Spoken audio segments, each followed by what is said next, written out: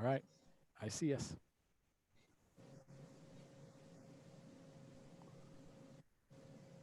Did we anticipate all the board coming tonight, or was there I any? know that Caroline is not coming tonight, but Yeah.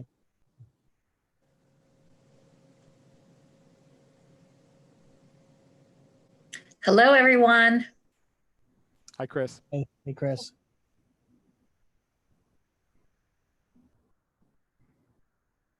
Yeah. So now you've got 6 of you. That is Hello. what we're expecting. Hello, Mary. There. Sharon.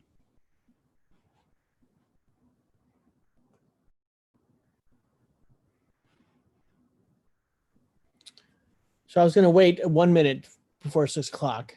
Yep. So then we'll get going. And Kristen will give us a thumbs up if she's got us posted up on the web page. Okay.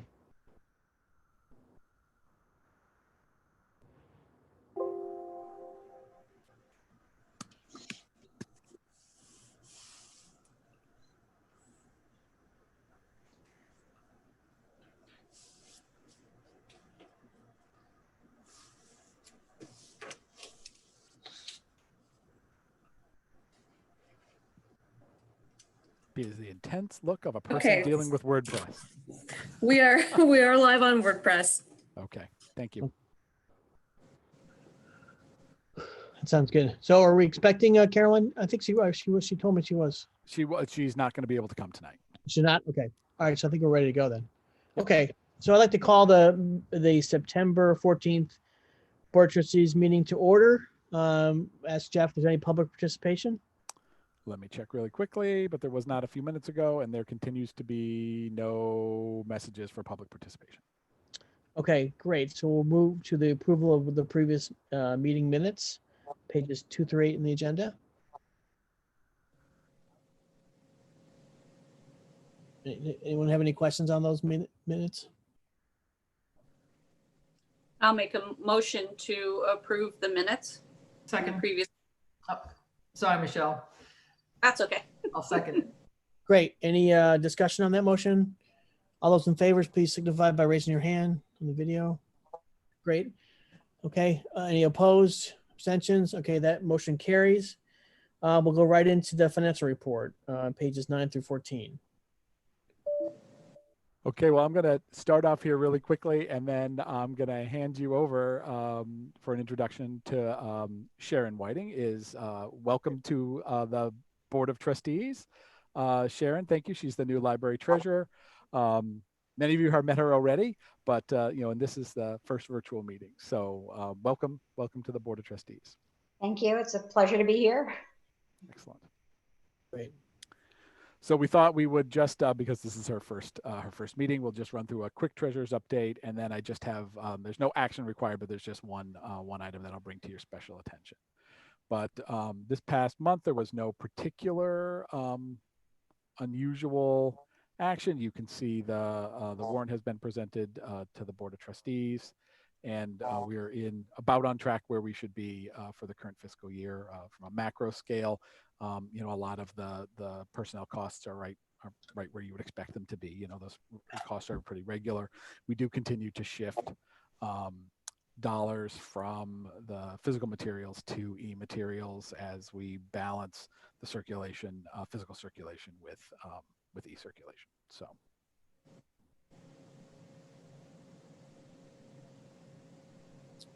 Okay, great. Just need a motion on the financial report so we can approve the warrant and pay the bills. Okay. I make a motion to approve the financial report as included in the board package, and particularly approving the disbursement summary on page 11. Okay, thanks, Mary. I'll second it. Okay, great. We have a motion and a second. Any discussion on the report? Hearing none, I'll move to a vote. All those in favor of the motion, please signify by raising your hand. Any opposed or abstention? Okay, motion is carried.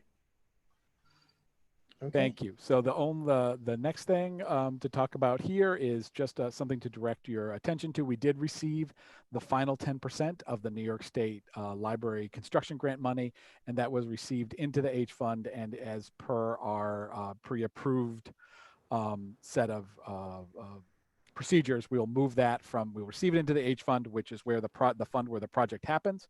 We will accept that into there and then move that money back into the A fund, where it can be made available to the Board of Trustees.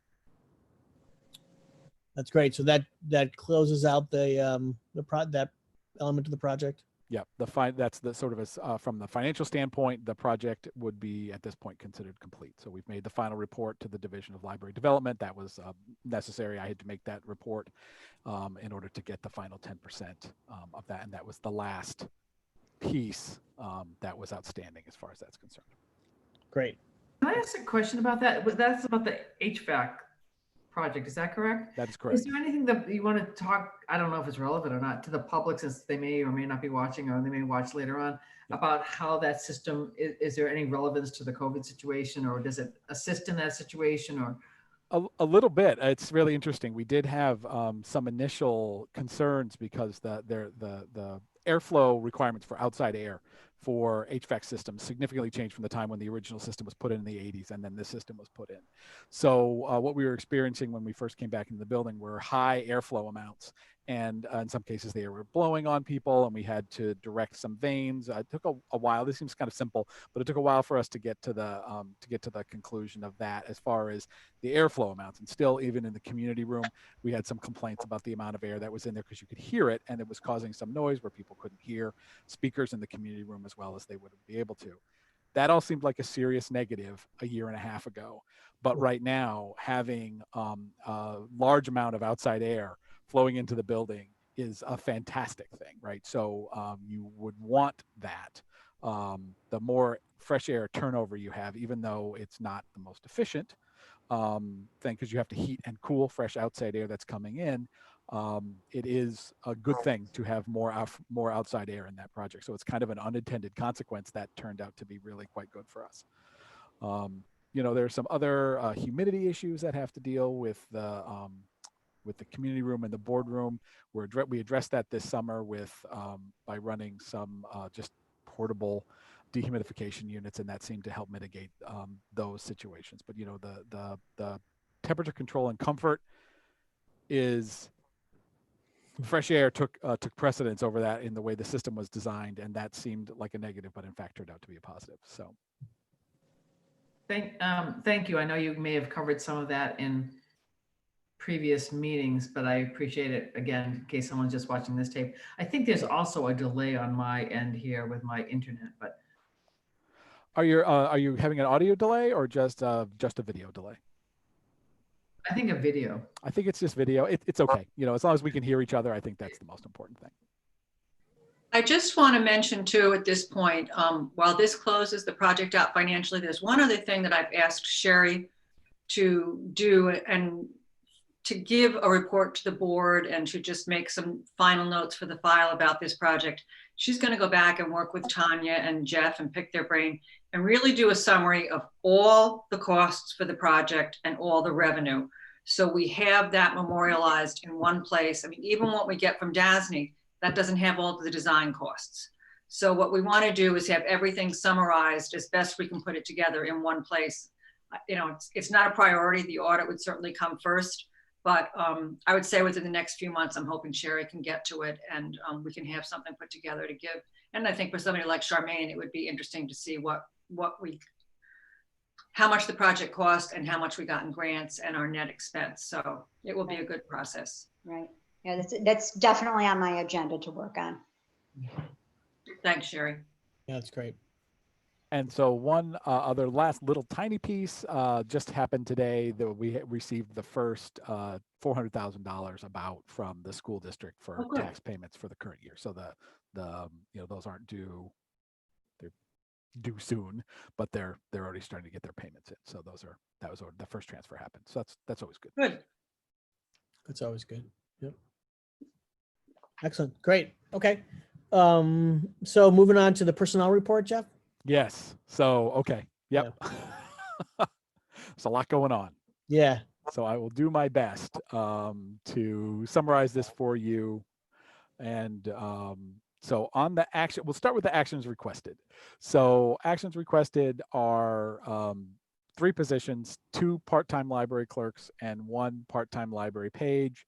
The hours 15, 9.8 and 11.67 are there under the actions requested, and as are the initial starting cost for those positions. So I'm requesting that we are able to fill those positions if the board can authorize me to move forward with filling those positions. However, I may not be filling them rapidly. We're going to monitor how many hours we're open to the public, how many positions we need. We may hold off on the page position.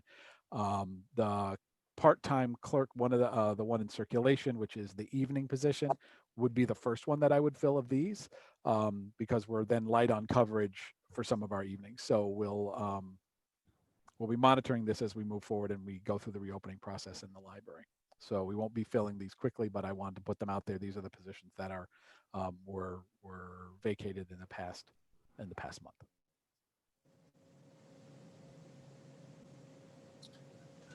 Jeff, I had a question. You mentioned in your director's report the potential need for a part-time person to possibly transcribe board meetings. Right. And I'm just wondering, would any of these positions fulfill that need, or that's something entirely on its own? It's kind of, yeah, I'm not looking to create a new position to have someone make transcriptions for the board meetings. It was just, we have a couple different options for how we want to go about to do this. I just wanted you to know that this is quite a bit of work, and we were filling it by having the people who were working from home. But of course, as fewer people are working from home and we're in the library doing the library work, there's less of that kind of extra time for us to be able to doing tasks like this. So I think what I would like to do is just add some hours for people who are willing. So, people who are willing to pick up some extra hours to transcribe those meetings. I think that's the most reasonable and economical way for us to do that moving forward. And some of these, of course, not the page position, but 2 clerk positions could be someone who was interested in doing those hours too. So that might be the case, but I still think we could get it done if we don't have these filled right away. Does that make sense? Okay, great. I'm sorry. I hope I that have a answers your question. question. I'm missing something here. Yeah. When we are not doing Zoom meetings and Yes. our old way of doing business, our meetings were not videoed. That's correct. And we had no word for word transcription of those meetings. That is correct. So now we have it on video and we have to transcribe it. What am I missing? No, you're not missing anything. That's part of the executive order that came from the governor, that the amendments to the open meeting law that allow us to conduct business in this way. Normally, we are not allowed to conduct business over video conference. So part of the deal to allow us to conduct business like this is that we, at the same time, create a word-for-word transcription of the video. And that's a good thing to do from a sort of an accessibility standpoint for people who can't hear or cannot, watching the video, you can watch, but if you can't hear, then it's a way for you to be able to access that meeting and make it searchable. But it is a requirement. The other thing that we could do that many libraries are doing is that they are accepting the YouTube transcription, which is imperfect. Yeah. But is there. So some libraries are just allowing Google through YouTube to transcribe, do a word to text transcription. It's not great, which is why we chose not to do that. If you're going to have a transcription, we might as well have a transcription that is accurate. So we use that as our base. We start from there, and then the staff listens to the meeting and then fixes it and makes them. I mean, they're very good at getting the language into the transcription. So as long as we're conducting business this way, we have to have some sort of transcript. So our 3 options were somehow share it about the people who are still doing occasional shifts at home, add some additional hours to the part-time staff for those people who might be looking for extra hours, and there's certainly people that are there that might be, and then or just go with the YouTube auto transcription. Okay, thanks. You bet. I actually was going to ask again, as a new person, when people talk about transcription, I didn't know what that meant because I know we have the minutes. I will say, as someone who had interviews transcribed data, it is, I don't know how your staff are, but it's extremely time consuming. And if you're paying by the hour, it can, I'm training the staff, but it's not insignificant in terms of costs. I just want the board to know that. I suspect that that's true also of the library transcription. Yeah, I mean, if we're doing, the transcription hours are, and Catherine can probably chime in here better than I can. We may be talking 6 or 7 hours a week, or 6 or 7 hours per meeting. And so we transcribe the meetings we're transcribing are the board meeting, and then when we have a long range plan meeting, that is a public meeting that's also over Zoom. We're transcribing those two sets of. We're transcribing those meetings. Right. I think you would think about it as a ratio of 1 hour of speaking time to 3 to 4 hours of transcription time. Thank you. So yeah, there's a direct cost there, no doubt about it. But it's the deal we make to be able to conduct business this way and not in the parking lot of the library or trying to have a meeting yet in the library. Well, while the automatic transcription is imperfect, is it passable? Can you read it? Understand is it good enough? You're right on it. That is exactly the question. Is it good enough for what? So I think it is technically compliant. If technically compliant is good enough, then that would be a way we can absolutely go. If that's not good enough, then we need to, we've had this sort of, I don't want to say excess of labor, but we've certainly had people who were able to spend some time working on this. And it was a good job for some folks to be able to do remotely who might have had a challenge doing some remote work. So, but as that ends, as we're in the building, that labor pool is disappearing. Is it possible just to get a copy of what YouTube puts out? I bet we can do that. We'll get that for this. If we want to hold on, I mean, there's no emergency, right? There's no time frame, time frame on this. So if you'd like, I will, we will get that YouTube procurement. I'll get that YouTube transcription and I'll send it out to everybody and you can take a look at it and tell me what you think. Yeah, you know what you could do? You could send out what was automatically generated from the last board meeting compared to what the CERC clerks did, which assigns speakers, which is what's missing from the YouTube transcription, and then clearing up anything. So you could look at the results of both. Jeff could get that to you tomorrow, and then you could decide what's worth it. Great, thanks, thank you, Catherine. Good. So are we talking about, we don't know how we're going to handle the minutes or the transcription for this meeting, or we're going to do this meeting with transcriptions and discuss it again next month? I think I was planning to go ahead and do the transcription for this meeting I agree. Case. And then, if you want to make that decision before the next meeting, we can kind of roll into that. But the things we can make that decision at the meeting because it takes place after the meeting. So it's a nice, easy thing to decide. So That's good. You take a look at it, let me know if it's acceptable, and we can discuss it. No problem. Okay. So we got to get back to the personnel report, though. You're asking for 3 positions. That's correct.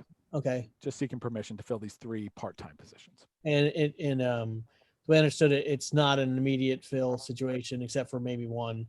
So I guess I would say, do I have a motion on those 3 positions? I have one other thing before we act on this report.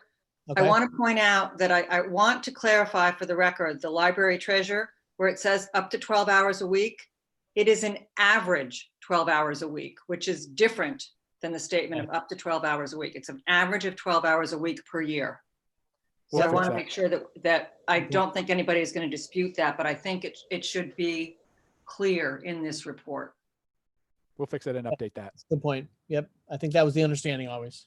So I have one other question, just to reiterate or to repeat. The 3 positions you're asking for were included in the budget that was passed and adopted. Absolutely, yes. So if we get to the position where I am seeking to create anything that's not just a straight backfill, which is what what I would be seeking for these, an hour for hour straight backfill of positions.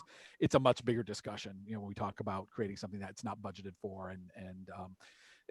More often it would be sometimes we'll take a couple part-time positions and smoosh them into a full-time, or take a full-time position and break it up into a couple different part-time positions, but they still try to keep that budget neutral. And if I wasn't to be budget neutral, you would absolutely be hearing that in red lines from me. So Thank you. you bet. Jeff, any I make a comment motion with the to- 3 retirements? Hold on. What's that, Harmeet? Sorry, any common theme with the 3 separations? 3 seems like a lot in a 1 month period. Oh, no. The library page, it's time for library pages to go on. People who are students go on with their lives in August, right? That's time for them to launch and move forward with the rest of their lives. We had one of them was promoted, but moved to the library IT clerk full-time that we filled. That she's working out great in that position. So that's one of them. And the other one had a full-time job, a really good full-time job someplace else, and it was no longer in need of the part-time position. So no, I would say my short answer should have been no, not really a common theme. No problems. All right, thanks. I make a motion to accept the personnel report as presented within the board packet. I'll second. Okay, thanks. Any discussions on the personnel report? Further discussion on the personnel report? Okay, hearing none. All those in favor, please signify by raising your hand. Any opposed? Abstentions? Okay, motion carries. Okay, Jeff, you're on for director's report. Okay, so I'll try to, in the interest of a short meeting, we had a lot of good stuff happen this month though, and I want to pack it all in there. So one of the things, I do not have a full proposal for you yet, but I just wanted to let you be aware, I am seeking bids for some sort of awning-like structure that would come out from the garage and create a space under there where we could continue to do curbside into the fall and winter. It is a very slick area. We've got grip tape down there right now. We've got a bunch of mats, rubber mats on the inside of the garage. It's just not a place that was designed to have that many people running through it and have the garage door open and have rain coming in all the time, which is what we've had a lot this summer. So that little bit of rain and the slickness that happened with that led us quickly to realize that when it's icy, that's going to be a pretty dangerous thing to be doing. But I still think that curbside is likely to have to need to continue to be a major service that the library is providing in the coming months. I don't think the expectation is from our community that we get to stop curbside pickup. So there are, aluminum awning structures, and there are also some fabric awning structures. Both of them, I'm trying to pursuing both of them at the same time, and I expect to have a firm proposal to put in front of you. I just wanted to let you know that this is a thing that we are thinking about actively. And, even if we could only have 2 spaces at the end of that, as, we're open the library, let's say the numbers are continue to be low, everything's great. We open up the library more for browsing. I still think there's going to be some people that expect us to be doing curbside pickup. And, we need to have a safe way to do that. We've been kind of lucky with the months for doing this because the weather has been decent, but I think we need to be planning for the winter as things get darker. So. I have a question on that. Sure. That's fine. Sorry. I'm going to mute myself for a second, I think.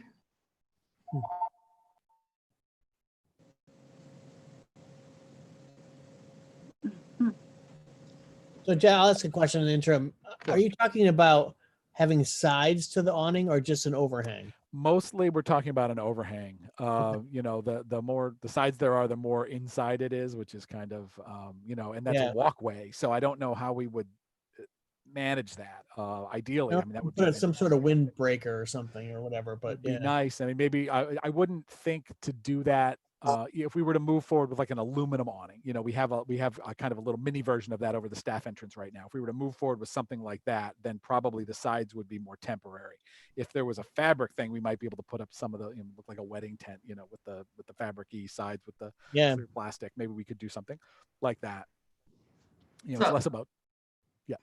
So my questions were those the pictures you sent in the board packet? They're in the board packet. I just wanted to set the idea and that's the one methodology would be some sort of aluminum, much more permanent structure. And the other one would create, you'd see the tube frame structure and then some kind of fabric that would go out over that and be And then my other question was, and I think you partially answered it, was you talked, if you went out to bid for that, and you mentioned that going out for bids. Is there a policy on how to, how the library bids and accepts bids? There is. So that's on our purchasing policy, and it has to do with the amounts. So it's about just that's it. It would be the cost of that would be exactly because I don't imagine that any structure like this is on state contract where it's been in a pre-bid situation and we can just go forward without bid. But it depends on the cost. It may be more of a quote situation, or it may be a bid situation if it goes over the limit. Great. Thank you. You bet. Do you So- need a vote from us on? I don't think so, because I don't really have anything. I just have the one. I have the one bid. I have the one quote. It's not a bid. I have the one quote from one vendor. I think the price seems semi-reasonable to me, but I just wanted to I wanted to have a quick conversation with you, so you weren't surprised by this next month. If I come back with a proposal for something, I want you to say, to know we're thinking about how we're going to be providing the services that we need to be providing. It's a little bit like trying to throw the football down the field where I don't know where the runner's going. So we're trying to guess where we'll be in November and December, but where I don't want to be is not having thought about it at all and having staff people running out in a snowstorm and have that be, just unworkable, and Yeah, you might want to look at heaters too, actually. Yep, you got it. Kevin was looking at the heaters that throw heat across the ground and might be able to stick inside the garage and then shoot out there. And it's not, necessarily going to be. We're not looking to create workspace outside. We're just looking to create a space that's safe for people to both be walking up and for the staff to be out there. So yeah. So Jeff, am I understanding that you do not think you will need to make any moves before the next meeting? What I'm getting at is there anything that you think you may need us to give you pre-approval up to a certain dollar amount to do something? that's interesting. Because that's going to be mid-October before we meet again. And then 5 weeks out from there. So yeah.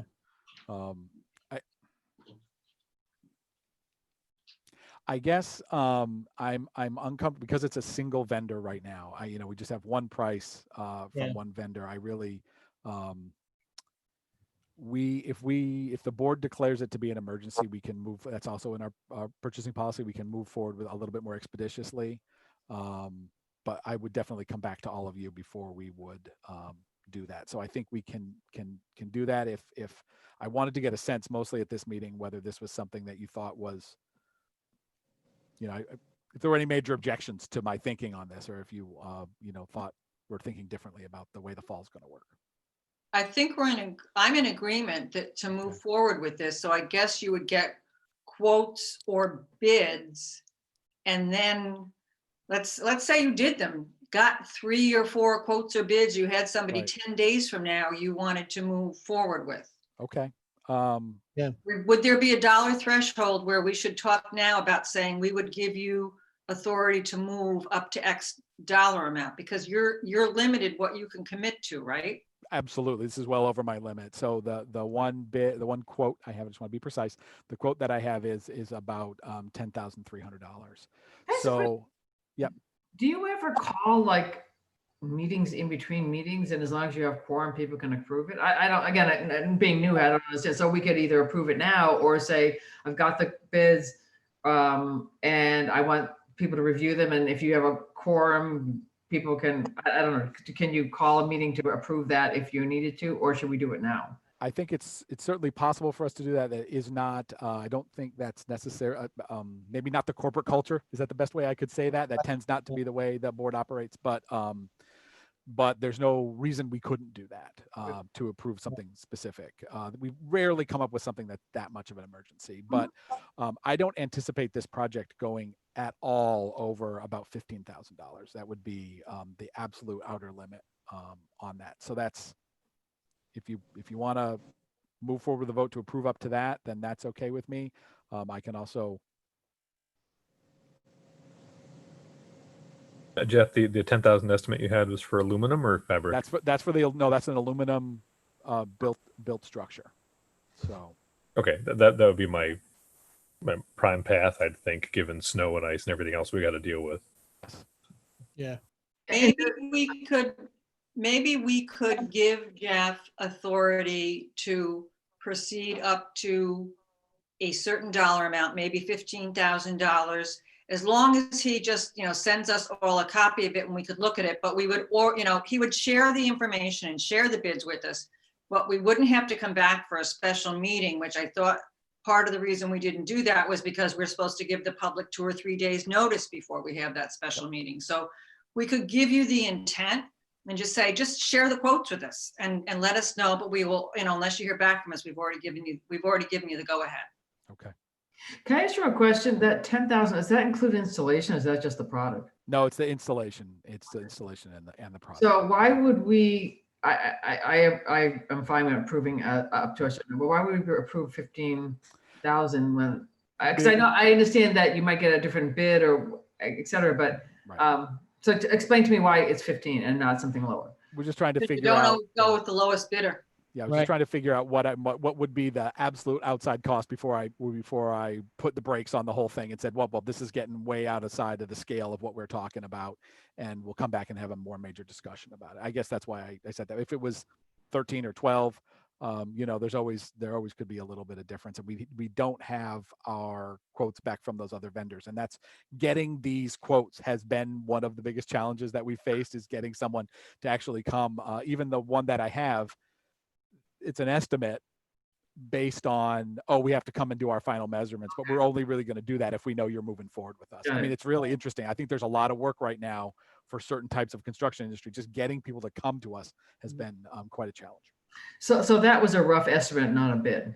It's yeah. And that's why you need a little bit more flexibility in terms of the amount. Yep. So is there a motion on the table for the initial authorization, or do you want to push next meeting? Is my question.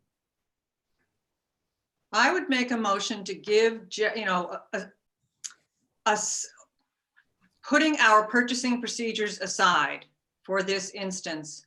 I would make a motion that we give Jeff the authority to proceed with the bids on this project up to a limit of $15,000, assuming that we would, get to see the bids, when they come in. But he would be authorized to move ahead and with what he thinks is the right thing to do. I'll second that. Okay, great. Any further discussion on that motion? Okay, hearing none. All those in favor, please raise your hand. Any opposed? Abstention? Okay, I think that motion carries. Great. I just want to double check. Was that Charmaine? Was that the second? Yes. Okay, thank you. All right. Great. Okay. So we'll roll on. Just talk a little bit about the programs. We're continuing to do to try to figure out exactly what people want from us for digital programming, so that it's not no programming, right? And we've met with some success. The listening parties continue to be very successful, and we have some blog pages. We're trying to find out different ways that we can continue the engagement of the program beyond just the live program, but also make them available for people to watch later. It becomes a little bit harder for us to know how many people are watching them or how they're engaging with them. But we think having those available, those kind of passive programs are important. The perfect example of that is the Story Walk. That's at the Elm Avenue Park. We're working on another one, how we would go about doing it at the Pine Harbor Arboretum. And then we will continue to switch out the story that happens at maybe seasonally at the Elm Avenue Park. Just switch those out so it's not the same story every time you go around the Story Walk. So that's been a great partnership, and we count our participation by having a bucket with stones in it. So we ask people to throw a stone in the bucket so we can kind of count the participation on the Story Walk. And we ended up with more stones in the bucket than we had provided stones. So people were finding their own wild stones and putting them in our bucket. So that's always a good news. That made me very happy. We did finish our summer reading program. We extended out a little bit longer because there was no sort of hard deadlines on that. And so it, as Kathy says in her report, it wasn't the story time that we had imagined it would be at the beginning of the season when we're planning it last winter, but it was a good story time, and we actually increased adult story time program participation. So I think some people were registering their kids, and then they said, hey, I'll I'll join for this too. And maybe definitely people who were not engaged in that before were engaged in the summer reading program.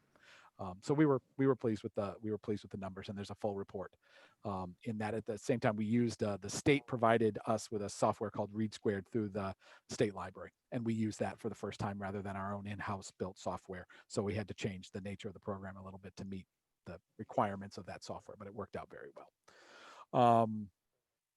We did a little bit of outreach. We had a reach out from the school district where, of course, their library services are going to be very limited at the school district this year. And they're going to be directing their students, both in person and online learning, to contact the public library for resources. So Great. we are having a dialogue with them back and forth.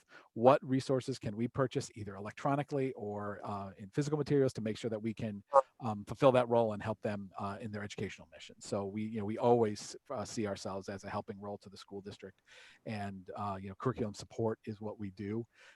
So we provide maybe a wider range of materials, certainly in physical materials, but also in e-materials. Towards that end, there's without getting too deep in the technicalities, there's a new connection between the overdrive services that are provided to the school district through a program called SORA. And they, if someone signs in to the Bethlehem School District with their account, it links automatically into those same material or to different materials that are available through our library account. And there's a single logon. So they can access our e-materials for teen and youth materials. They can access those directly. Of course, we want them to have a library card. We would always encourage everybody to have a library card. But if someone doesn't have a library card, I want to make sure they absolutely have the same level of access to the resources that we have. We have a lot of materials, and we can supplement that for the school district. So that's a good connection with the school district. It's a couple, really a couple good partnerships with them that I am very pleased, and we'll continue to work with them to try to in any way that we can support it right now. So Thanks. Yeah. I just wanted to say thanks to the staff and you for having the foresight to even set that up. I think that's just a great program for those students who are staying at home this year. Yep. It's good work. Yeah, thank you. That's awesome. And we just continue to hear from people who are, they're still confused about how this all works. And this year, it's not the sort of like finish the year out. How do we get to the end of the year? This is a whole year of doing supporting virtual learning and in-person learning and all of this stuff. So it's new for everybody. So I was just super pleased that the school district reached out to us. That was that's great. Yeah. Talk a little bit about circulation. Oh, sorry, go ahead. Yep. The number of students who are learning primarily from home or engaging primarily can change, correct? Because it's my understanding, or I've heard from parents, that people can change. In the event that schools maintain all the options they're offering now in terms of in-person versus blended and online, it's my understanding that parents can change the option they chose. So those numbers may vacillate some. Absolutely. And, and I think even with the students that are in-person learning, there's a lot more time spent out of school. And so access to digital resources that help in curriculum support is even more critical at a time when, I think school districts are faced with a lot of very difficult decisions about the programs that they can afford to fund and, their core business too. So it's a time when we all need to be working together. So I think that's going to work out well. Last month, we circulated 70% of the August last year. So we moved from very little physical circulation to doing circulation of 55% last, in July, to now we're doing 70% of last year's circulation. And it's just, again, a combination of just a ton of curbside pickup. This does not even include the new browsing that happened all in September. So those aren't included in those numbers yet. You'll have those numbers next month, but it's the book bundles and the pop-up library and curbside pickup. We're doing 70% of our total circulation, and including the e-circulation. So I think all that together, I think that's pretty impressive considering. That's awesome. Yeah. That's awesome. So that's just that's where I get to do my special thanks out to the staff for their hard work and carting and carrying all that stuff out the doors to make sure people have access to their materials. So At the same time, we don't have any holds on the Chromebooks, so we have them available. That number that we ended up with, like we tried to get 35, we ended up with 31. Seems to be working. I was in the library today, and there were some of them available for people who wanted to come in and check them right out. At the same time, we have the Wi-Fi hotspots, and we really only have one hold on those right now. So we seem to be fulfilling the need of the folks that have cards. At the same time, we did have a question from a patron about the ability to take or use a Chromebook, but not check it out. If you can't have a card, can you not check it out? And right now, that's just it's not a priority. It's like what's the financial risk that the library is willing to take by giving somebody a Chromebook outside the library and using it and not having it checked out where we don't know who they are. So that's something that we're gonna, I know the digital divide is important and we need to be addressing that. It's just, I've been spending my time more focused on how do we get browsing opening back up in the library and get people back into the building. And I will address this next. That's our next challenge is how do we safely bring back computers. I know the Albany Public Library is opening up for appointments and in their libraries, and they are giving people Chromebooks, but again, I don't know if they have to check them out in order to use them in the building. So we're still assessing all of that right now. I want to talk briefly about e-content usage. We continue to see steady increases in audiobooks. What's really interesting about that, and we can look at the little charts in a minute, is that audiobooks just continue to get more and more popular. Was that the right way? Anyway, more and more and more popular steadily, whereas ebooks and videos saw that huge increase in March when suddenly people were without access. But the audiobooks just continue to march on, and I think that's just the trade over of cars that have CD players with cars that don't have CD players. So that's where those e-collections in Overdrive and Hoopla really come into play. Told everybody about the final 10% grant. I'm so happy that this is the final HVAC executive summary that I will include in my reports. Sharon will have one more for you as she wraps that up, but it is an end of an era for the HVAC project. So pleased to see that. Pleased to see that going. I do have the emergency patron conduct policy that's down in the agenda for your approval. And then we received our updated pricing for the insurance policy. And then just thanks to everybody, thanks to the staff and to the board for being just super supportive. The community has just been incredibly supportive as we've begun to reopen the library. Can I ask a question about the insurance policy? So it says updated cost. Yep. Was that already approved? I mean, is that, because I know there's quite a detailed material in the packet about it. It is. We like to include that. So last year we went out and we sought quotes last year for all of our insurances through our vendor, and they voted on that. And then this year it's just a continuation of that, those same policies. Yeah, you bet. Thank you. Jeff, I guess as the pop-up library sort of comes to an end here based on the weather, what's our current maximum patron population inside the building? Right. So we're limited to 10 right now in the building, 10 at a time. So we have had people waiting outside, and I mean for more than a second. I've had a few people when we had 10 people in, they had to wait like literally a second to get in. One day so far, it was the day after Labor Day where we've had people waiting to come in. I am anticipating maybe more of those types of collisions, a high population in the library as we open on Saturday. I'm still aiming for the 26th to have the library open on Saturday for at least some hours. And it may be that we have more people outside. So that the number of people in the library at a given time is one that I will continue to look at. Right now, it doesn't seem super needful to expand that, but we can certainly, the sort of legal limit is much higher than that. Have we made any effort to, I guess, encourage people not to stagnate in place? I mean, we've taken on all the chairs, et cetera. Yeah. But beyond anything else we need to do to encourage people to when it starts, when it's 2 or 3 people, people go in, I'm like, hey, have fun, have a good time in there. You got your mask on. Thanks so much. I'm greeting people out at the front door. As we get closer to 10, I'll say, hey, by the way, we're almost at capacity. You can see you're in there. If you could just, try to limit yourself to half an hour. But I would make a joke about it sometimes. See, I'm not putting a pink bracelet on you that's marked with a half hour. I'm not going to chase you out of the library. But if you, especially as people are waiting outside, say, oh, you've been waiting for 15 minutes, and you know how long that feels. So just keep that in mind when you're inside browsing. And I think that rather than bringing a hammer, as far as that's concerned, just having those conversations with people as they're coming in. But really, we haven't had to have that conversation very often. So I will tell you, pop-up library use and attendance continues to be significantly higher than browsing attendance. Now, maybe that's due to the hours. I don't want to draw too many conclusions from those numbers. But every day we do the pop-up library, we have more people come to the pop-up library than we have come into the library. Sure. Which I didn't think was going to be the way it worked. So, but the pop-up library has a stale date on this, right? It's going to get too cold and too dark to be doing a pop-out library. We're not going to be popping up in December.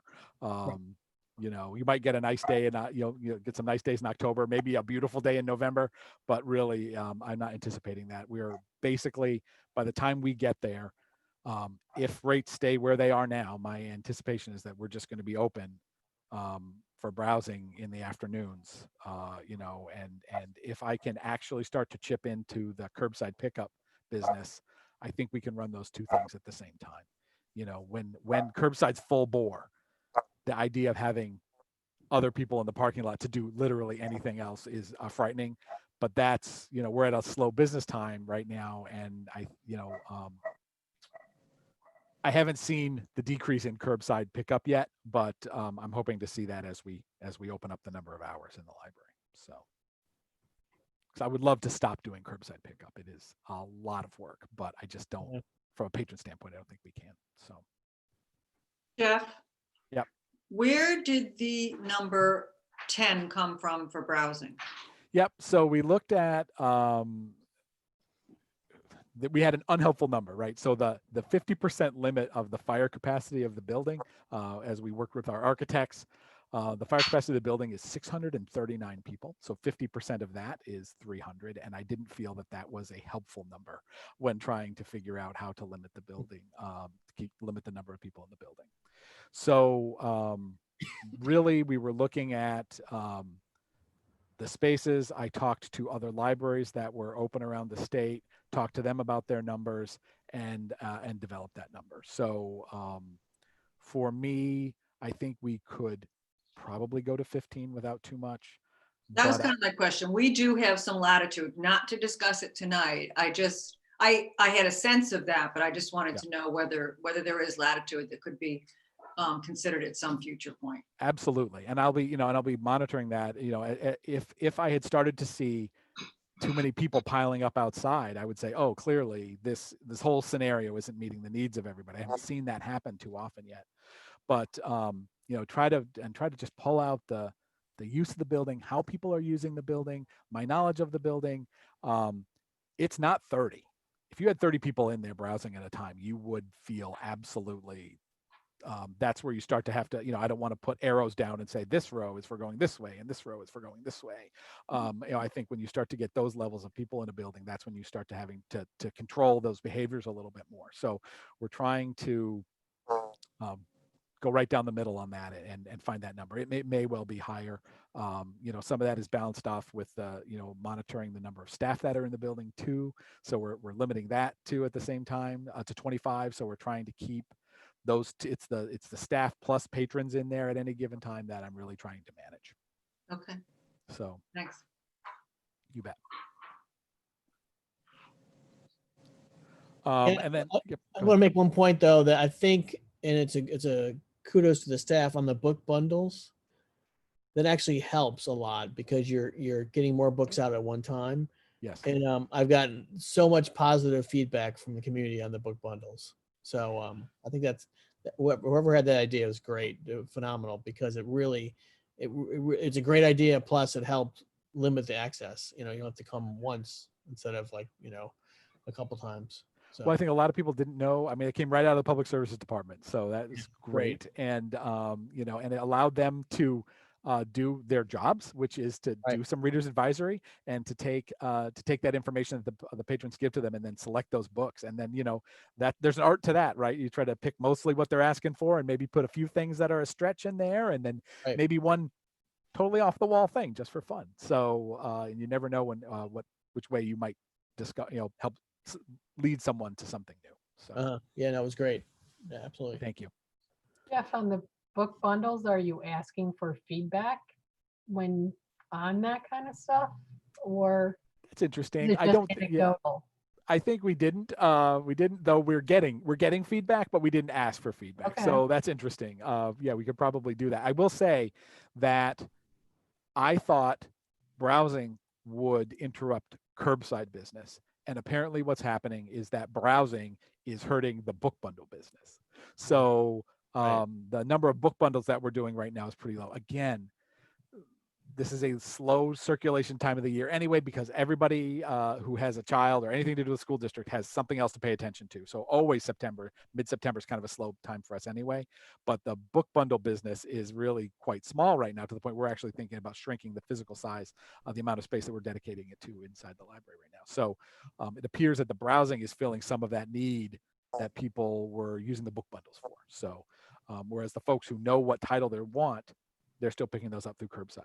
Or coming in the library and picking them up. But that's curbside is way more business than that right now. Like way more people are coming in and getting their holds through curbside than are coming in the library and picking their things up. So. And I think while it's still nice out, people are more comfortable with being outside. So seeing that pop-up is popular is probably not that surprising right now, as people are like holding on to the end of summer and wanting to be outside and be comfortable rather than inside. So that's good. Well, we keep all the good stuff out there, right? So we pick all the best stuff out and roll it out on carts. So that's it's like the good parts. That helps. So I won't, the statistical port for circulation is all there. We continue to see strong, strong use across our ebook platforms, and Hoopla and Flipster. We continue to see strong use. Overdrive continues to be the 500-pound gorilla. That's still most of our electronic use. But I just think it's interesting as as we open up more avenues for people to do physical circulation. Those electronic numbers have gone up. We definitely saw readers who were not using the electronic services before using them in March and April and May, learning how to use those. And the question for us will be, how many of those people continue to use it? Maybe not exclusively, but in the mix of their reading. They say, oh, I always liked to read a physical book before. Well, when those weren't as available, they were happily, maybe someone found that they really can happily read an ebook, and then just add that into the mix of their reading. So we'll have to see how that plays out. It may really have pushed a shift forward. I think a shift that was happening anyway. It may have just shoved it up to the next little plateau by forcing people to have to use that as their primary way to interact with the library back in the spring. So I have a question. I'm not sure if you're up to that point of your report on circulation. Sure. I just happened to look at the numbers, and the thing that jumped out at me is the fiction versus nonfiction in young adult. Yep. It's I guess fiction is 10% of nonfiction is 10%. And that's the lowest of all the age groups. I mean, the kids even are maybe, I think it's like 25%. So I'm just curious, maybe down the road at some point, I'm not an expert on books and borrowing what kids read, but it was an interest. I believe, and I could have this wrong, I know colleges and universities are doing it, but I'm not sure what the district, that there's trying to have a shift towards getting people to read and analyze and understand and interpret nonfiction. Just down the road, I'd be interested in hearing more about what your experiences or what this information tells us about what young people are attracted to, what they're reading, and what the benefit of reading nonfiction is. And so it's not as clear cut and maybe as it seems. We put things in categories on the spreadsheet. What's going on with the students that fit into that YA category? We didn't have a YA nonfiction until fairly recently. Okay. So we created that specifically in response to those changes in the way the schools were teaching. And it's still a fairly small collection. The space in the YA collection is limited, but a lot of things that students end up reading as young adults are actually in the adult collection. So that there's not a clear separation. Some things are very clear, and they end up they're either popular nonfiction, which is a thing that happens in that YA collection. But if it's more school or curriculum or research based, it may well have a place in the adult collection. And it's harder. It's easier to define fiction for young adults than maybe that nonfiction, because a lot of the nonfiction for adults is at a 7th or 8th grade reading level as it is, right? So it's totally appropriate for students in the young adult section to be reading those adult books. So it's just and also the other way too. There's some nonfiction in the children's section. They have a much more robust nonfiction collection just for the history of it. Some research materials are in children's too. So it's I wouldn't want, based on that statistic alone, to make a wide ranging. Sure. The numbers alone do not tell the full story. I think so. Yeah, I agree. I would agree with that. Jeff, one other circulation question. Do we have a count of total number of physical books moved by request versus shelf selection by the patron? Yes, though it's not as throwing a lasso around those things is a little bit difficult. We absolutely have a good number of items that are picked up on hold. So we can get that number very easily. I guarantee you, Catherine probably doesn't have it off the top of her head, but she can get it for you very quickly. And then everything else would be else, right? So those would be things, but that is going to be pop-up library, just picking up things at the pop-up library. That would include the book bundles, which are not on hold. Those don't go through the hold processing system, and then browsing. So we're tracking carefully. We can break out circulation by hour. So again, there's a few book bundles checked out in the morning, but that tends to happen all throughout the day as we do the book bundle process. Things that are happening in the morning are checked out through the browsing period. Things that are checked out in the afternoon happen either through book bundles or curbside pickup. So we've got some. We still have some pure data or pure-ish data now where we can draw some of that conclusion. So I don't have that off the top of my head, but I'll take a peek at that and we'll try to get something out to you. Okay, thanks. Great. Okay. Any other questions for Jeff on the director's report? Jeff, I just had a comment programming suggestion. Is New York State Writers Institute is doing their book festival online right now and through the whole month. And I don't know whether there's some plan to kind of hook into that, but it seems like a really easy thing for libraries to hook into. They've posted a lot of their stuff on their YouTube channel, and I'm sure they'd be very welcoming of expanding watching those interviews. And they've done some classes as well, I think. So got it. Well, I will definitely have a conversation with Kathy Brenner about that tomorrow, and I can see Kristen's there listening about that too. So that's a great idea. I mean, I checked out an interview today during lunch. It was awesome. Was that the Harold Holzer one? That was the baseball one. The two Okay. women. Yeah. Great. It was like, wow, this is great. It's all content's available. So I think Paul's doing a great job. So yeah, definitely. Yeah. Okay, we'll take a look into it. Thank you. Okay, great. Lisa, do you have anything for UHLS?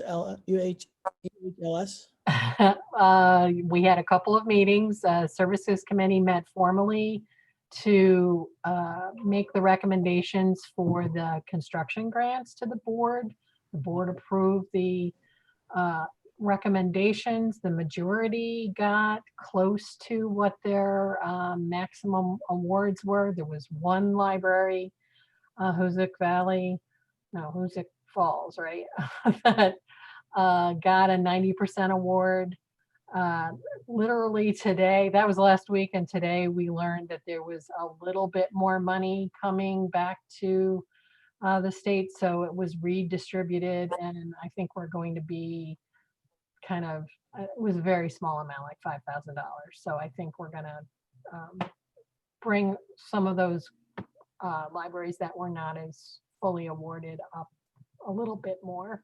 And then the only other thing was I raised last month that we had some comments from Albany Public Library about our 90% criteria for guidelines, and some criticism, and we agreed that we would revisit those guidelines for the next award cycle, even though most of us seem to think that you know, it's not going to be a pretty picture next year. So given the fiscal situation, but always good to revisit that kind of discussion. So, but that's it. Great. Thank you. Yeah, thanks. Excellent. Okay, great. Any questions for Lisa on that? Okay, moving into new business. So patron conduct policy. Do you want to talk about Okay. that, Jeff, a little bit? Yes. Oh, did that not? Let me see where that get into the board packet. Oh, I'm gonna have to share it out. Hold on. All right, that didn't make it into the board packet. Okay, I know I emailed everybody with updates to the patron conduct policy. It's on the website, and give me a second to bring it up. I just, I know we had awarded, under special circumstances, the editing of the patron conduct policy to allow us to be flexible as we were implementing in-person browsing. But I wanted to bring that policy to you for approval, as that the flexibility of those, that emergency powers is sort of coming to an end now. And I wanted to bring up the emergency patron conduct policy for approval. Give me a second. I will see if I can share this out successfully. It's ridiculous. Here we go. Okay, so are all of you looking at the emergency patron conduct policy?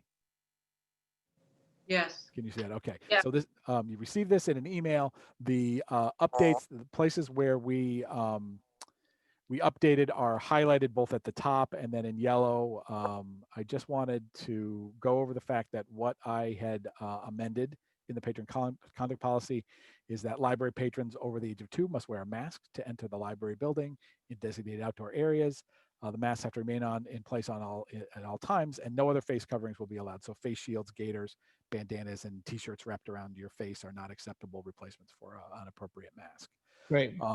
Library patrons will be asked to sanitize their hands before they enter the building. They can also, some people don't like Purell, so they have the option of being able to wash their hands in the bathroom, but we've, that is a thing that we allow. 10 members of the public will be allowed in the library at a time. Public hours will be limited. We're just informing people that the hours are not the same as we normally have them. They're encouraged to conclude their browsing activity within 30 minutes. The patrons must be 12 or older to enter the library. So that we had changed that to 9 a couple years ago. But I think right now, the patrons between 9 and 12 are best served if they come in with an adult for the time being. So Yep. We changed that. And then public services computer equipment will not be provided. That's a thing that we would change and restrict as we move forward. And then we encourage people to practice social distancing when they're in the library. And then just on the second page, just the place where we changed from 9 until 12, just to make the rest of the policy come in accord with the emergency provisions that we put up in the top. But that's the only change to the corpus of the policy. So I wanted to bring that to you for approval at this meeting. Yeah. I'm wondering about, the only comment that I have is that we are putting right in this policy that we are limiting it to 10.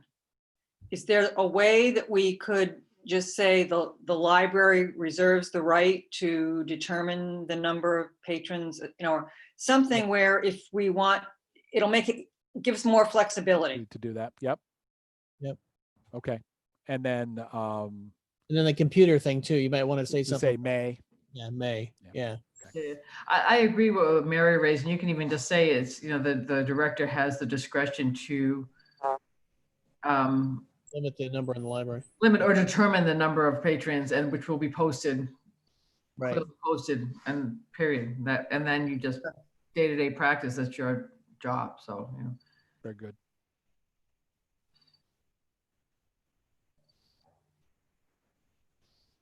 So with those two changes, would you as a group be comfortable approving that policy? You need a motion? Do you need a motion? I would. Yeah, I'd like to have a vote on this one. Yeah. So moved. Okay. Any second? Second. Okay, great. Any further discussion? Okay, hearing none. All those in favor signify by raising your hand on the video. Okay. Any opposed? Any abstentions? Okay, motion carried. So that's a new patron conduct policy. Yep. Okay. Awesome. Great. It's absolutely my wish and goal that a vaccine comes out Right. quickly and it's safe and effective, and we can just rescind that policy and go back to the way the policy was. I think it was a good policy. Yep. I did include, Charmaine, I know you're asking about the insurance policies in the packet. It's just a breakdown. I give you all the information about our insurance policies and the renewal costs for those. Yeah. Okay, hoopla. Let's get to hoopla. Okay, so let's talk about hoopla. I'm gonna go on record as saying I absolutely want to continue hoopla. So Right. I have a dog in this race, and Yeah. I that's the argument, and all the information will be that's not true. I'll try to give you very fair information, but I think it's very important that we continue this service. But I do want to give you some accurate statistics about our projected use. So if you look on page 38. The helpful folks at Upper Hudson gave us an estimated cost projection for Hoopla, which basically would run from October. They're guessing the money that they currently have in their current contract with Hoopla is going to run out maybe October 21st. They have it not quite pinned down to an exact date, but it's sometime in the middle of October, at which point we would then be responsible for the full price of that service going forward. Upper Hudson had supplemented that a little bit for us, but then so just as a COVID emergency policy, they threw some money in the pot to make sure that we could get this through. Going forward, some libraries are going to be dropping out. They're not going to be able to offer this service. But for those libraries that are, it's just going to be whatever your patrons use, you're going to be responsible for the cost for those patrons. So that seems very fair to me. I don't have a problem with that. And they're estimating a 12-month cost projection of about $23,000 for Hoopla. Do you assume you have that money in the budget? We do. So again, that continues when I talk about how we're shifting. We normally try to keep a little bit of a firewall. It's not a hard firewall. We keep a firewall between the physical collections and the e-content collections. And just right now, because things are just so wild, we are absolutely shifting money from physical collections to digital collections. And that's less important. We'll be mitigating how much we're doing that going forward for the rest of the remainder of the fiscal year. But if things continue to improve, then the physical circulation comes back up. We'll bring our spending right back up with that physical circulation. But I think that because Hoopla is available instantly with no wait times, I think it is hand in glove with our offerings from Overdrive, where they have a wider catalog, a bigger catalog of materials, but then you have to wait for them. If you're looking for something popular, it's on reserve. But sometimes people just need something to read or listen to right now, and that's Hoopla provides that service for them. So I think it's a good complement to our the heavy hitter, which is the Overdrive service. But I think it's a good complement for that. What are the current limits on Hoopla? It's 5. Yep, five per patron per month, and that's a very good general rule. If you're looking at checking out explicitly for books or watching a TV show, it's 5 items per month per person. Obviously, if you increase the number of items per month, the cost is going to go up, right? But that's where we are. Sort of this average number of 5. It's not true. There are some things that are available if you're going to watch like a great courses that will pay for the use of the person to watch the great courses, but it doesn't. Each episode of the great course doesn't hit that patron's limit. So those, you know what I mean? Like it's a course, so it'll be like 10 courses. You don't get halfway through a course in a month. So if you look at the page above that, I know it is small, and I apologize for that. Page 37, you'll see I've highlighted in green the other sort of larger libraries in the area. We're in yellow, and you can see what our patrons are doing. We have by far the most registered patrons in Hoopla of any library in Upper Hudson. We continue to have usually the number 1 or number 2 new patrons that are jumping on every month. In addition, they really, other libraries' use patterns are a little different, but the ebook circulation and audiobook circulation are clearly the 2 big winners. Yes, we have video circulations. Yes, there's music circulation. Absolutely, there's television and comic book circulation, but the vast majority is ebooks and audiobooks, and that's even more audiobooks than ebooks. So those are people that are listen in their cars, right? So I think this provides a valuable service for the public, and I'd like to continue that. So there is not a hard price because it is a pay-as-you-go, but we begin to see what that price is likely to be as use patterns figure themselves out. But I definitely want to bring that in front of you. It is a big enough expense that I need to bring it to you, and I absolutely want to continue the service. So Yeah, and we have the money in the budget for it, right? I mean, We that's do. all the budgeted thing, and we talked about it. Yeah. yeah, we were scared of things like this because we didn't know, like, oh, the cost could be infinite as everybody jumps on. And the fact of the matter is, not everybody's going to jump on. There are a certain number of people that are interested in ebooks and audiobooks, and in the TVs and movies that they have appeal to some folks, but are not. It's not Iron Man, right? It's not those so widely popular movies. So Yeah, I'm totally supportive. Actually, I checked it out a little bit last night and stuff, and I think it's a very good service to be able to complement the other services we have. okay. So, And Jeff, as you explained, you're shifting funds to cover that, and then you'll reassess. And yeah, I think next year in our budget, the budgets have been pretty easy to put together. Sort of it looked like this last year, and this is what the book budget's going to look like. I think we're going to have to, because we've shifted so many new people to our e-materials, and we have a very short window to assess this before December, we start putting the budget together.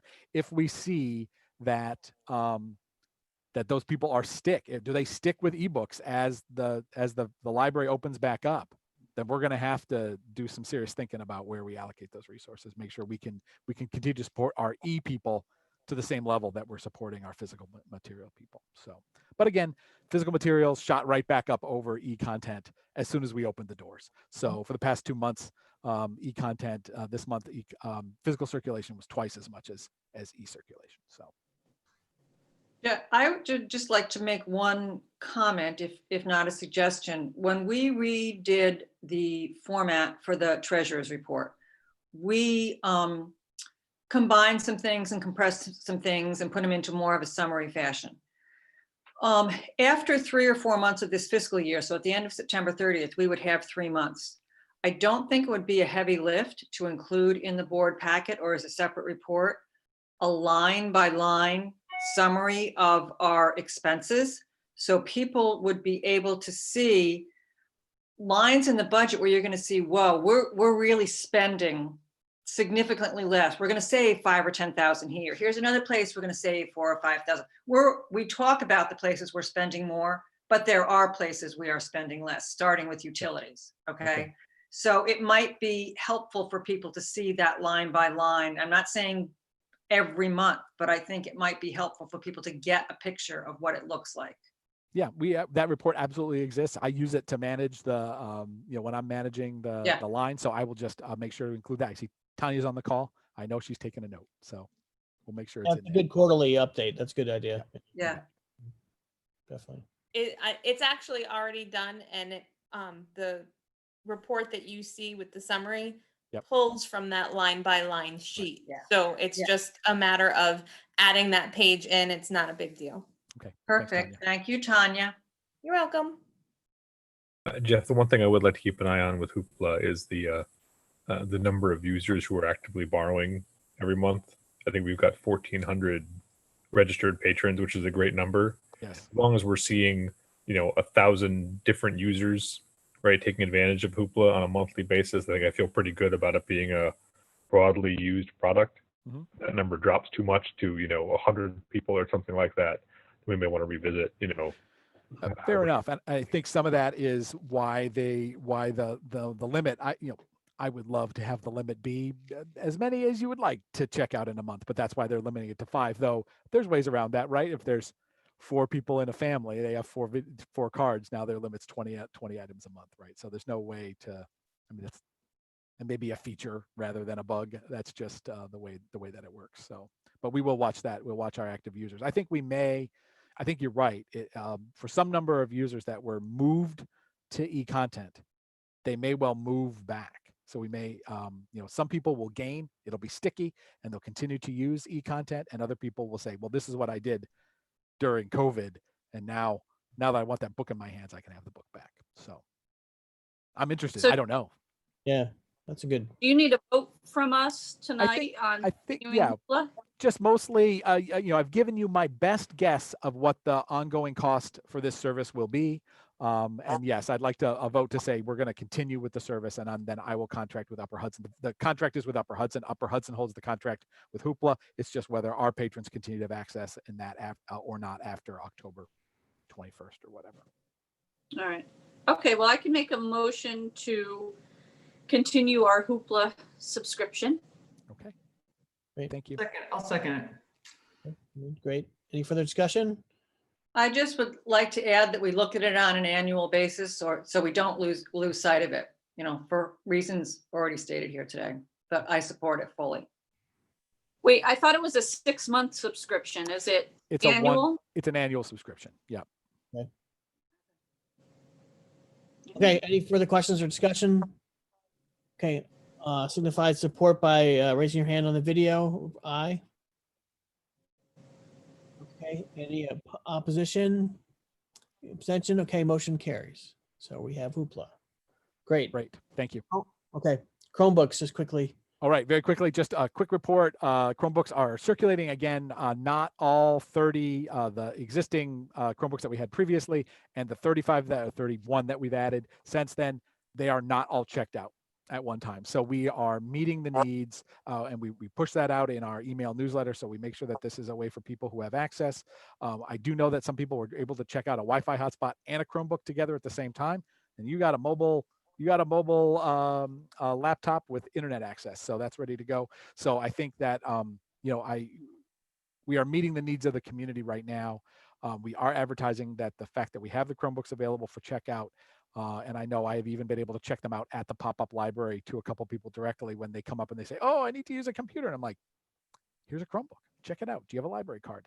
And that has worked out pretty well. They do have a little bit of a learning curve, but they're pretty functional. So, and it's certainly better than having no computer access. Great. Any questions on Chromebooks? Okay. On the committee discussions, I just want to say I'm going to try to get a policy and collections committee meeting going in the next 30 days. So Jeff on that and getting that going. And I would ask, people to start thinking about committees and getting those going, because I think we got to keep the library going. I mean, you guys are doing a great job and stuff, but there's other issues that are happening, and maybe some issues that we're missing. So I'd like to see the committee process keep going. Yeah. I have a question about that. If committees are 2 or 3 people, right? Would you ever entertain an in-person meeting? Sure. Yeah. I'm looking at Jeff. I wasn't sure, but I don't know. I'm just curious. If we can socially distance in a space with 2 or 3 people, I'm just curious. It's a good question. There's one we've thought about already. Is where in the library could we hold a meeting of that type? And right now, we do have some spaces, particularly in that the library is not open for 9 to 9 as we normally are. So there is a vast space in the middle of the library where previously furniture was, and you could absolutely be in that part of the library and be socially distanced. Obviously, if it's a public meeting and we're over quorum, then we have to provide capacity for the public to be in there as well. But if it's a small committee meeting, I think we could do that in the library pretty easily. Right, and we're not limited to the library either. I mean, you can do it at other places as well, as long as you don't get. I would say if we have a quorum meeting, you should probably do it in the library. But but under quorum, you could, there's other opportunities outside or other things that we could do. So. I know the Del Mar Progress Club has been weekly meeting out on our stage. I'm out there in the mornings, and they bring their chairs and they go up on the stage when the weather's nice, and it's just great to see them. That just makes me very happy. That's cool. Yeah, good. So how do those get scheduled by a Google Calendar kind of request thing, or how do you do it? For our committees? Yeah. Yeah. I mean, I think it just the members of the committee would just do a email round robin. Yeah. Okay. Yeah. Oh, and by the way, as far as I know, I'm still the only person on the personnel committee, which is not I don't know if someone else has jumped on, but please do. So. Oh, Charmaine, we got a lot to talk about, you and me. Great. Okay. So, business. Okay. Great. Oh, old business, long range planning. Talk a little bit about where we are in that. Yeah, so we met with Paul on the 19th. He went over a latest version of the schemes. It looks like, just generally speaking, if you take a couple of the schemes he had proposed and he grouped them into what we'd call sort of a phase one and a phase two, no commitments, just verbiage for the purpose of simplifying the discussion. Phase one increases our shelf space from about 10,000 linear feet to something a little over 11,000, right? So a 10%-ish increase. And then phase three, there is no phase two, adds about another 900 linear feet of space. So what we have to do at this point, I think now that Paul has walked us through the latest version of the schemes, he owes us some information, I think some cost numbers. Jeff, I don't think he sent out that last set of schemes. I just checked my email. I don't think I have it. Okay. So we need to get that and then get a long-range plan committee meeting scheduled here in the next week or two to huddle as a group about what we think and we want to come back and put in front of the full board.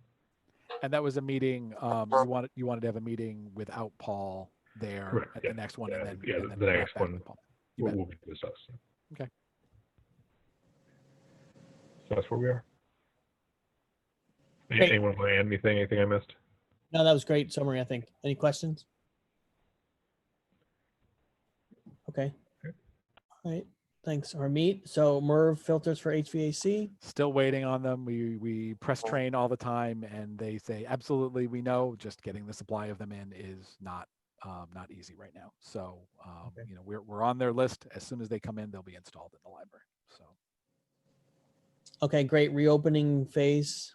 So, we've talked a lot about in the report and stuff, and I think it's I going. think there's not much. Yeah, thank you. Not much to add. Just Saturday's the next thing. We're working on how to do a Saturday, and I think we have a supervisors. We're talking about doing a supervisors rotation at least for the first little bit until we get everybody comfortable. It's easier when one of us is standing out in front. It tends to eliminate a certain amount of back and forth and questioning. When I'm out there, like, Yeah. oh, if you want to complain, you got the director. You got me right here. We can talk about.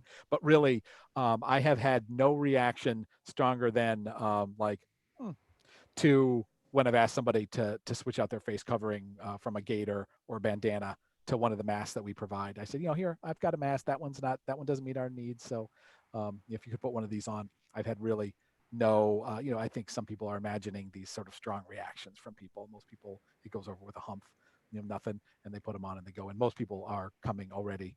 They've got their noses and mouths covered with masks and they are happy to hand sanitize. They're mostly surprised that we actually have Purell brand Purell, which we do. So I would suggest that as the weather is starting to, in a few months, get colder, yeah. and as we get a better sense of evolving numbers in terms of infection rates with the flu season and all the rest, that just, if there's anything that you need to be shifting because of the reopening, that you keep us informed so at each meeting we can support or provide direction. You bet. I mean, that's really right now, if so we're trying to, while the numbers are low, under 1%, we're just going to keep walking this forward. And, so the next thing we're going to do is open up on Saturdays. And then we're going to, look at how we can provide computer services in one way or another in the building. Because right now there's no furniture in there for sitting down. Can we provide some way to do that for people? But that's going to affect the total number of people in the building. And can we work on that? And then if those numbers stay, but then at the same time where we're walking this forward, we're watching what's happening at the colleges and the schools. And I think that's this next month is going to be a very important month for us. I think we will be having some, I want this to be a completely wonderful discussion that we're having next month in October. And I hope that's the case. So. Jeff, what, and maybe it's too early. I'm thinking positively that the Saturday hours are going to go well, and that's just browsing. Okay. Yep. What do you think our next step of expansion is? Is it weekend hours? Is it thinking about computers? Is it adding curbside on a weekend? Like what do you think our next step might be? So just run you through really quickly. So Saturday, I heard that loud and clear, and we're going to make that work. We'll get some Saturday hours for people who are working. And then it's that same, to address that same thing, filling in the rest of the day with browsing, just sort of normalizing browsing in the library for more of our normal hours, right? How many hours can we get to while still accommodating curbside? And that's where right now I've got the staff limited. I've got a hard number on the staff. In order to do that, I may have to raise that staff number. And raising the patron number and raising the staff number raises the total number in the building. And that's going to be, that'll be our decision point for the next month. So I think filling in the day, because the not complaints, but the just sort of like, oh, I wish you'd, that I'm hearing is, a weeknight to come in and be able to browse on a weeknight. I'm working the hours, from 9:30 to 12:30 every day. That's great, but I'm working at those hours. I'd like to come in and use the library as well. And so we address that a little bit with Saturday, but I also think, running it till 6 or 7 in the evening, just like we did with curbside. That's It's the next thing. interesting that the one thing that surprises me is that I'm not hearing about curbside on the weekend. And I'm surprised at at the assessment that you think that's going to fly and you're not going to get complaints about that. That we're not doing curbside on the weekend? Yeah, I'm just Yeah. thinking with kids being back in school, and I'm not trying to second guess you. I am No, just it's kind okay. of listening to what you guys, how your feeling is and what you're seeing and thinking we should do. And that's, I think, due to the fact that we are in fact open till 7 every night for that, except for Friday, we're open till 6. That provides that outlet for people who wouldn't be available, that Saturday. The browsing is needful, and that's why that Saturday is going to happen with just browsing. Okay. And then I think curbside is getting, it's getting prime hours. It's getting, 1 p.m. to 7. It's getting the main hours, and the what I'm trying to avoid is some kind of ridiculous Monday, Tuesday, Monday, Wednesday, Friday, Tuesday, Thursday, curbside on certain days and browsing on other days. It's so confusing to our patrons. Every time we try to do stuff like that, where we only do certain things on certain days, everybody gets so confused. They get angry. Okay.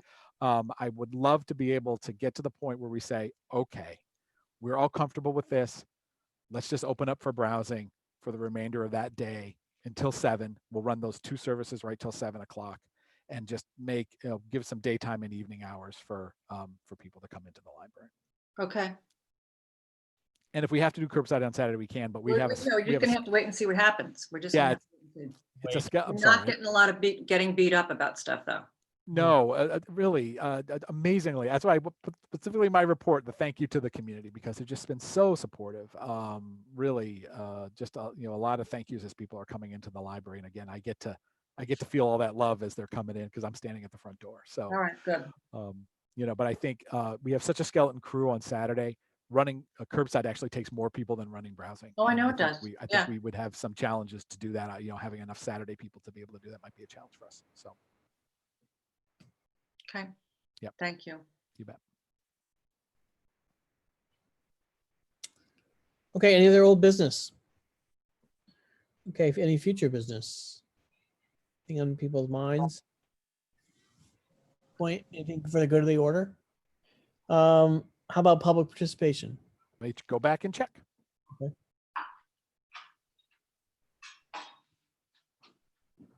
Okay. I don't have any other public comments. Okay, great. I'll take a motion for adjournment then. So moved. Okay. Second?